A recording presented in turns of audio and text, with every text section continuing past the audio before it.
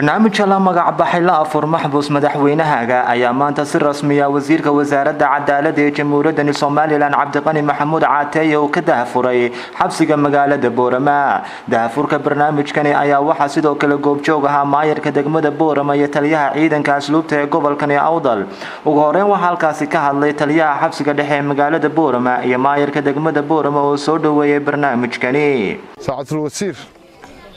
halkan waxaan ku wadnaa barnaamijkii maxbuus la afur madaxweynaha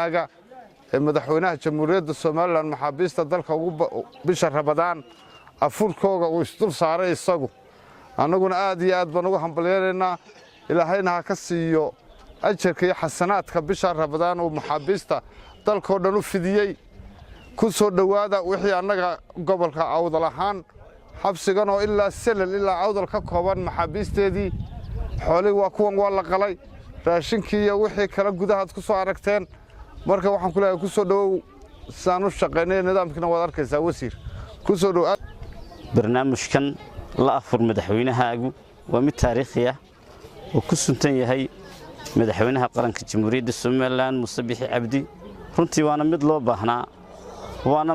sadaqa gaadhay halkii loo baahnaa oo dad u baahnaa gaadhay dadka maxaabiistii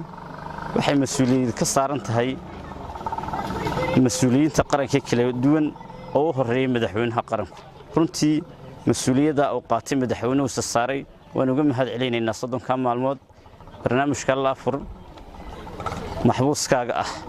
runtii waa mid loo baahnaa aad baan uga mahad celinaynaa wasiir adiga iyo madaxweynahaba gabagabadii waxaa halkaasi ka hadlay wasiirka wasaaradda cadaaladda ee jamhuuriyadda Soomaaliland Cabdiqani Maxamuud Caateeye oo uga mahad celiyay madaxweynaha iyo sidoo kale cidii ka qayb qaadatay barnaamijkani ayaa waxa uu sheegay alxamdulillah rabbil caalamiin maanta oo joogno Boorama oo maantii labaad bisha barakeysan Ramadaan oo nu joogno barnaamijkii la magac baxay maxbuus la afur madaxweynaha oo maanta nagala soo qayb galay maayarka magaalada Boorama taliyaha xabsiga Boorama maantood waxaan ugu mahad celinaynaa ka soo qayb galeen ay nagu soo dhaweeyeen Boorama aad baad ugu mahadsantahay maayar iyo taliyaha xabsiga Boorama alxamdulillah barnaamijkii horaantiisii wuxuu Ilaahay noo keenay raxmadii Ilaahay noo shubay waxa qofku markuu daryeelo kiisa dhibaataysan madaxweynuhu wuxuu daryeelay kiisii xabsiga ku jiray kiisii xoriyada laga qaaday ayuu daryeelay alxamdulillah maanta Soomaaliland dhamaanteed way rooban tahay waxaad arkaysaa qofku markuu daryeelo ka miskiinka kiisa taagta daran waxaad arkaysaa raxmadda Ilaahay buu Ilaahay nasiinaya oo isaguna Ilaahay uu noo naxariisanaya marka alxamdulillah barnaamijkan madaxweynaha mar labaad iyo mar saddexaad ba uga mahad celinaynaa waa Jamaal Umar Tubeec telefishinka caalamiga BC 24 TV magaalada Boorama.